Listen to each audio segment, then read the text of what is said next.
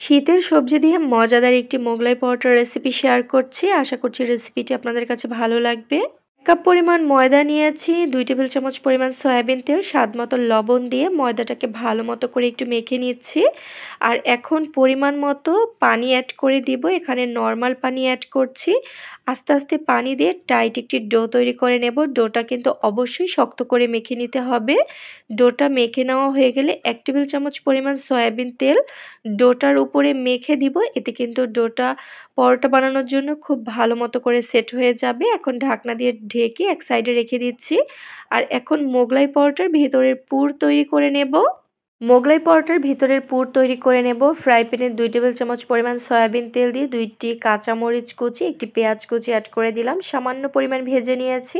Add করে দিয়েছি আগে থাকতে রান্না করে নেওয়া গরুর মাংস। আর গরুর মাংস আমার রান্না করাই ছিল, আমি তাই অ্যাড করে দিচ্ছি। দেখতেই তো পাচ্ছেন। চাইলে কিন্তু মুরগির মাংস অ্যাড করতে পারবেন। তারপরে অ্যাড করে দিলাম সবজি। এখানে বাঁধাকপি আর গাজর কুচি আছে। আসলে মাংসটা অ্যাড করেছি একটু টেস্ট বাড়ার জন্য, চাইলে কিন্তু শুধু সবজি দিয়েও বানাতে পারবেন। তারপরে ফুলকপি অ্যাড করে দিলাম কুচি কুচি করে কেটে। দিয়ে দিয়েছি স্বাদ মতো লবণ আর সামান্য পরিমাণ হলুদের গুঁড়া। হলুদের গুঁড়া সম্পূর্ণই অপশনাল, আপনারা চাইলে স্কিপ করতে পারেন। এখন ভালো মতো করে নেড়ে চেড়ে ঢাকনা দিয়ে ঢেকে রান্না করব। বেশিক্ষণ ঢাকনা দিয়ে ঢেকে রান্না করব না, জাস্ট 2 থেকে 3 মিনিটের মতো রান্না করে নিলে কিন্তু এই সবজিটা হয়ে যাবে। একদম ভাজা ভাজা করে কিন্তু রান্না করার কোনো দরকার নেই। জাস্ট সবজিটা একটু সিদ্ধ হয়ে আসলেই চুলা থেকে নামিয়ে নিব। তো চুলা থেকে নামিয়ে আমি এখন এক সাইডে রেখে দিচ্ছি।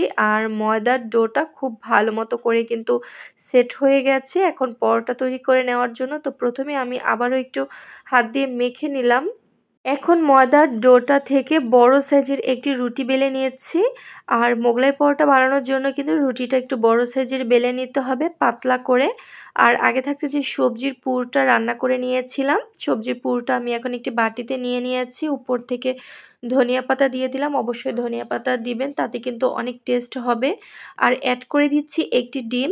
যেহেতু এটা সবজি দিয়ে মোগলাই পরোটা তৈরি করব, চাইলে কিন্তু ডিমটা স্কিপ করতে পারেন, তবে আমি একটি ডিম অ্যাড করে দিলাম সবজির মধ্যে। এখন সবজির পুর আর ডিম খুব ভালো মতো করে মিশিয়ে নিচ্ছি। মিশানো হয়ে গেলে আগে থাকতে যে রুটিটা বেলে রেখেছিলাম, সেই রুটির উপরে সবজির পুর দিয়ে দিচ্ছি।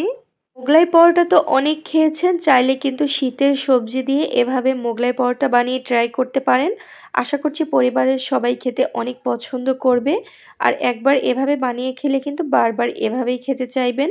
এতটাই মজার হয়ে থাকে এভাবে মোগলাই পরোটা বানালে। তো মোগলাই পরোটাটি আমি ভালো মতো করে সুন্দর করে ফোল্ড করে দিলাম, যাতে ভেতরের পুর বের হয়ে না আসে। পর্যাপ্ত পরিমাণ সয়াবিন তেল কড়াইতে দিয়ে এখন ভেজে নিচ্ছি উল্টে পাল্টে। আর মোগলাই পরোটা ভাজার সময় কিন্তু অবশ্যই খেয়াল রাখতে হবে চুলার আঁচ যেন লোতে থাকে, কারণ বেশি আঁচে ভাজলে কিন্তু উপর থেকে পুড়ে যাবে আর ভেতর থেকে ভালোভাবে কুক হবে না। আর মোগলাই পরোটা কিন্তু একটু ক্রিস্পি করে ভাজা না হলে খেতেও ভালো লাগে না। চারোপাশ থেকে উল্টে পাল্টে আমি 7 থেকে 8 মিনিটের মতো সময় নিয়ে ভেজে নিয়েছি। অবশ্যই একটু ধৈর্য সহকারে ভেজে নেবেন, তাহলে কিন্তু উপর থেকেও ক্রিস্পি হবে আর ভেতর থেকেও সুন্দর কুক হয়ে যাবে। আর এখন আমি পিস পিস করে কেটে নিচ্ছি। মোগলাই পরোটা এভাবে পিস পিস করে খেতেই কিন্তু বেশি ভালো লাগে। আপনাদের পছন্দ মতো সস দিয়ে পরিবেশন করে নিন। শীতের সময় তো শীতের সবজি সবসময়ই ঘরে থাকে, চাইলে কিন্তু ঘরে থাকা সবজি দিয়েই গরম গরম মোগলাই পরোটা বানিয়ে পরিবেশন করতে পারেন। পরিবারের সবাই অনেক পছন্দ করবে খেতে।